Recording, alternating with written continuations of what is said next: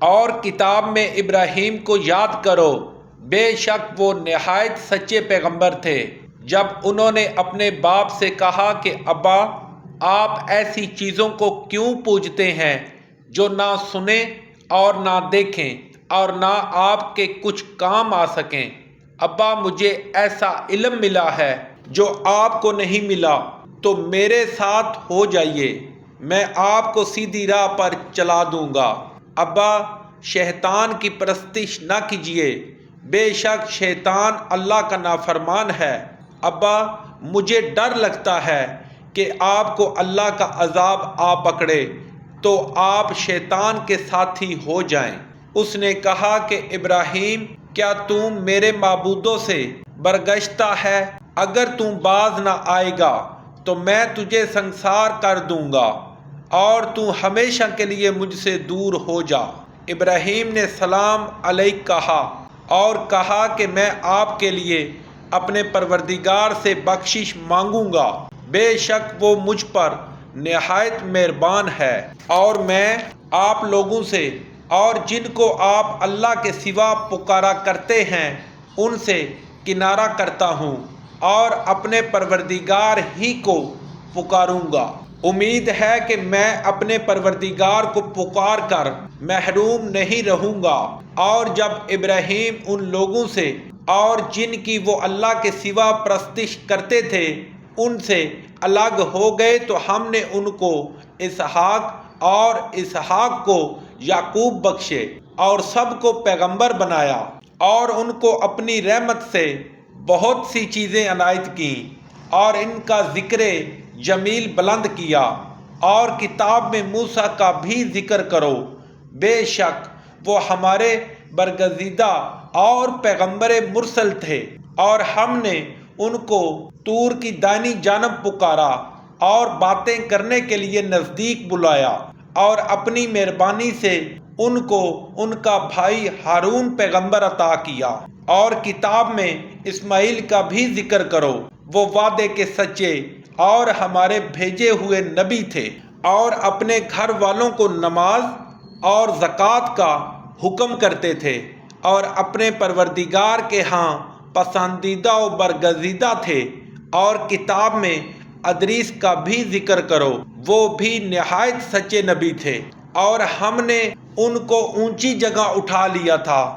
یہ وہ لوگ ہیں جن پر اللہ نے پیغمبروں میں سے فضل کیا، یعنی اولاد آدم میں سے، اور ان لوگوں میں سے جن کو ہم نے نوح کے ساتھ کشتی میں سوار کیا، اور ابراہیم اور یعقوب کی اولاد میں سے، اور ان لوگوں میں سے جن کو ہم نے ہدایت دی اور برگزیدہ کیا۔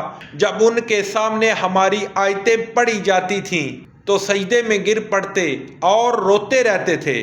پھر ان کے بعد نہ خلف ان کے جانشین ہوئے جنہوں نے نماز کو چھوڑ دیا، گویا اسے کھو دیا، اور خواہشات نفسانی کے پیچھے لگ گئے، سو عنقریب ان کو گمراہی کی سزا ملے گی۔ ہاں، جس نے توبہ کی اور ایمان لایا اور عمل نیک کیے تو ایسے لوگ بہشت میں داخل ہوں گے اور ان کا ذرا نقصان نہ کیا جائے گا، یعنی بہشت جاودانی میں جس کا اللہ نے اپنے بندوں سے وعدہ کیا ہے اور جو ان کی آنکھوں سے پوشیدہ ہے، بے شک اس کا وعدہ نیکوکاروں کے سامنے آنے والا ہے۔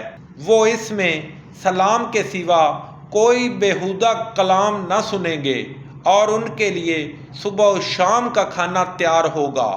یہی وہ جنت ہے جس کا ہم اپنے بندوں میں سے ایسے شخص کو وارث بنائیں گے جو پرہیزگار ہوگا۔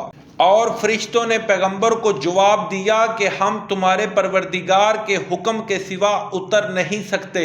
جو کچھ ہمارے آگے ہے اور جو پیچھے ہے اور جو ان کے درمیان ہے سب اسی کا ہے، اور تمہارا پروردگار بھولنے والا نہیں، یعنی آسمان اور زمین کا اور جو ان دونوں کے درمیان ہے سب کا پروردگار۔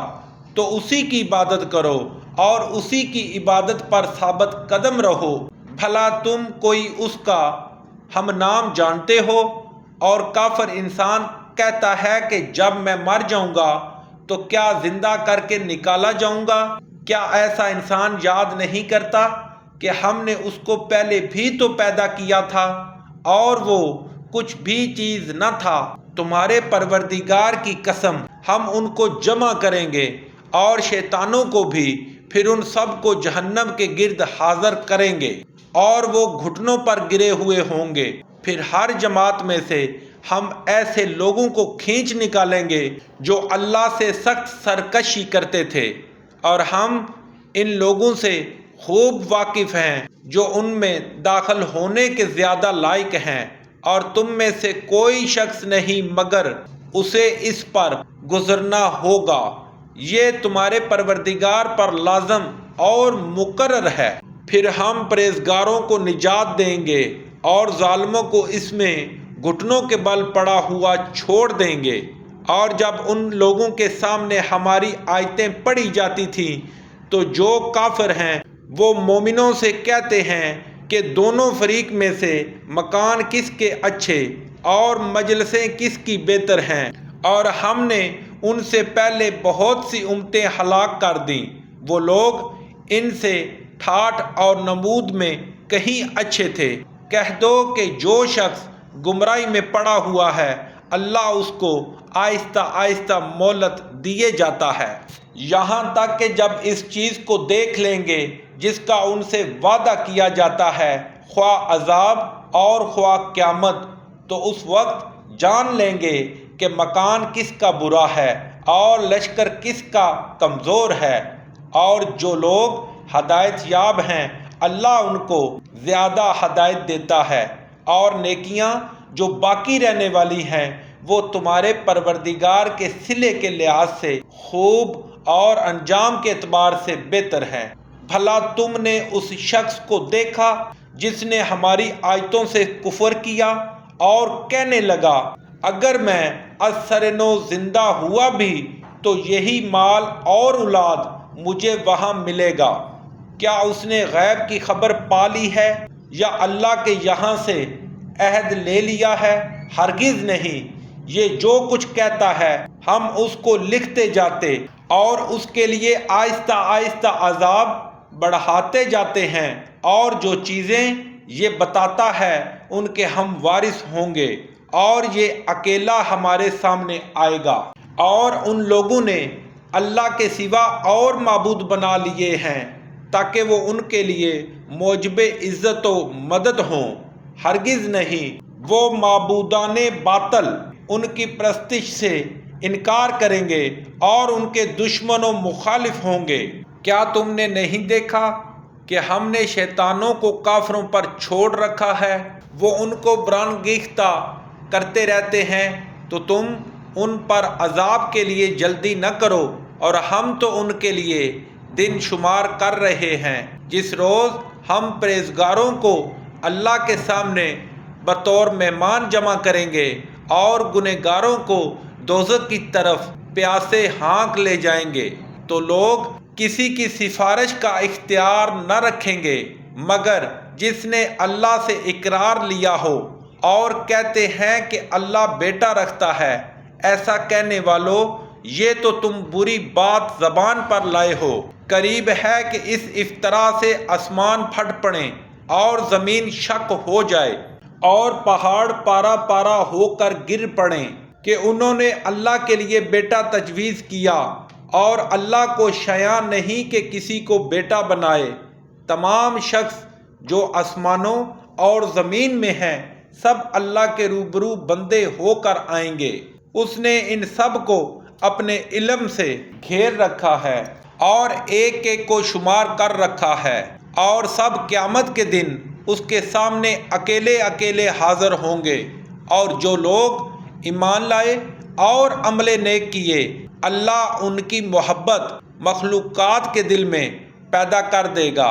اے پیغمبر صلی اللہ علیہ وسلم، ہم نے یہ قرآن تمہاری زبان میں آسان نازل کیا ہے تاکہ تم اس سے پرہیزگاروں کو خوشخبری پہنچا دو اور جھگڑالوؤں کو ڈر سنا دو۔ اور ہم نے ان سے پہلے بہت سے گروہوں کو ہلاک کر دیا ہے۔ بھلا تم ان میں سے کسی کو دیکھتے ہو یا کہیں ان کی بھنک سنتے ہو؟